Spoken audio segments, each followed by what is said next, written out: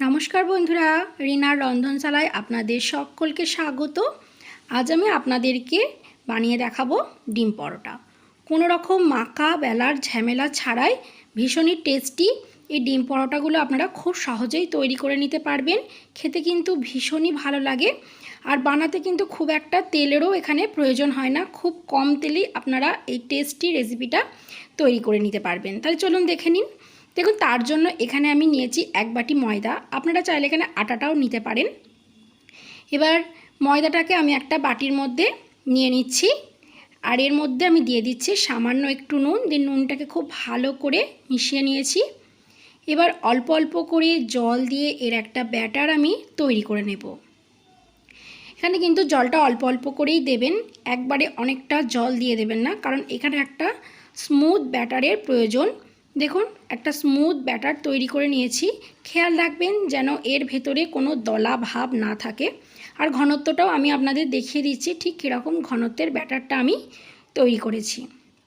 খুব ঘনও নয় আবার খুব পাতলাও নয়, একটা মিডিয়াম ঘনত্বের ব্যাটার কিন্তু আমি রেডি করে নিয়েছি। আর ব্যাটারটা কিন্তু একদম স্মুথ তৈরি হয়েছে। এবার এটাকে একপাশে রেখে দিচ্ছি।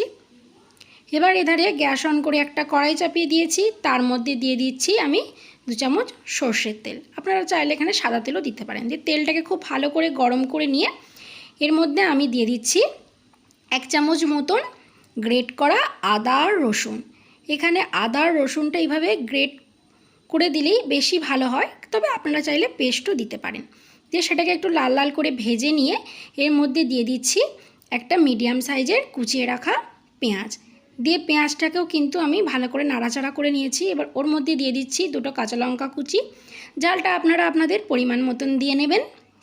দিয়ে সেটাকেও নাড়াচাড়া করে আমি এর মধ্যে দিয়ে দিচ্ছি একটা কুচিয়ে রাখা টমেটো। দিয়ে এর মধ্যে সামান্য একটু নুন দিয়ে আমি সমস্ত কিছুকে ভালো করে নাড়াচাড়া করে ভাজা ভাজা করে নিচ্ছি। দেখুন, নাড়াচাড়া করে নিচ্ছি। যতক্ষণ না পেঁয়াজ আর টমেটোটা খুব ভালোভাবে নরম হয়ে যাচ্ছে ততক্ষণ কিন্তু এটাকে আমরা ভেজে নিয়েছি। দেখুন, মিনিট 3 মতন সময় আমি এটাকে খুব ভালো করে ভেজে নিয়েছি। এবার পেঁয়াজ আর টমেটো কিন্তু দুটোই খুব ভালোভাবেই নরম হয়ে গেছে। এবার আমি এর মধ্যে দিয়ে দিচ্ছি 1/2 চামচ হলুদ গুঁড়ো, 1/2 চামচ লঙ্কা গুঁড়ো, 1/2 চামচ জিরে গুঁড়ো আর 1/2 চামচ গরম মশলা। দিয়ে সমস্ত কিছু দিয়ে আবারও খুব ভালো করে আমি 1 মিনিট মতন ভাজা ভাজা করে নিয়েছি।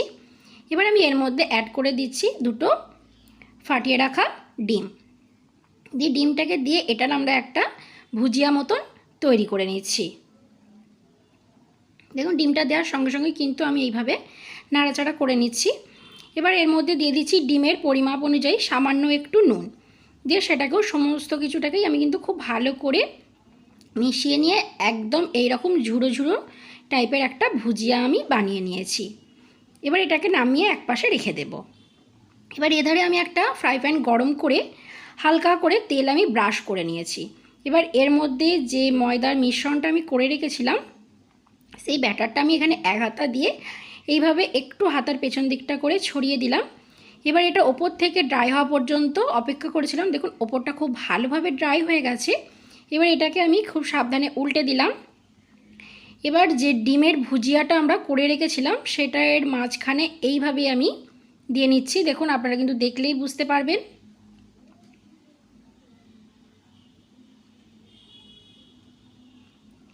এবার এটাকে আমরা এইভাবে ফোল্ড করে দিচ্ছি।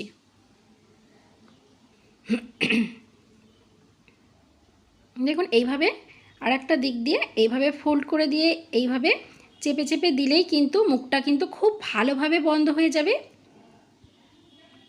দেখুন, ঠিক এইভাবে আমি চেপে চেপে একটু দিচ্ছি খুন্তির ডগাটা করে। দেখুন, ঠিক এইভাবে করে দিচ্ছি। এবার উল্টে পাল্টে দুটো দিক প্রথমে একটু ভালো করে আমরা সেঁকে নেব। দেখুন, উল্টে পাল্টে একটু সেঁকে নিয়েছি। এবার আমি হালকা করে তেল ব্রাশ করে দিচ্ছি। দেখুন, এখানে কিন্তু খুব বেশি তেল দেওয়ার কোনোই প্রয়োজন নেই। এইভাবে উল্টে পাল্টে হালকা করে তেলটাকে ব্রাশ করে দিয়ে এবার একটু উল্টে পাল্টে লাল লাল করে ভেজে নিলেই কিন্তু আমাদের এই টেস্টি টেস্টি নরম নরম ডিম পরোটা কিন্তু একদম রেডি হয়ে যাবে। দেখুন, একটু সময় নিয়ে দুটো দিক আমি উল্টে পাল্টে লাল লাল করে ভেজে নিচ্ছি। দেখুন দুটো দিক কিন্তু উল্টে পাল্টে আমার ভেজে নেওয়া হয়ে গেছে, তৈরি হয়ে গেছে। এইভাবে কিন্তু আমি সমস্তগুলোকে করে নিচ্ছি।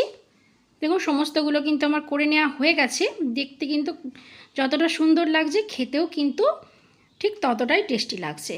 এটা আপনারা বাচ্চাদের টিফিনে দিতে পারেন বা ব্রেকফাস্টে বা ডিনারেও খেতে পারেন। দেখুন কত সুন্দর হয়েছে দেখতে। আমি একটা আপনাদের ভেঙে দেখিয়ে দিলাম ভেতরটা ঠিক কতটা সুন্দর লাগছে। তো বন্ধুরা, আমার এই রেসিপিটা কেমন লাগলো কমেন্টে অবশ্যই জানাবেন। ভিডিওটা ভালো লাগলে একটা লাইক করে চ্যানেলটাকে সাবস্ক্রাইব করে দেবেন। আজকের মতন এই পর্যন্তই, ধন্যবাদ।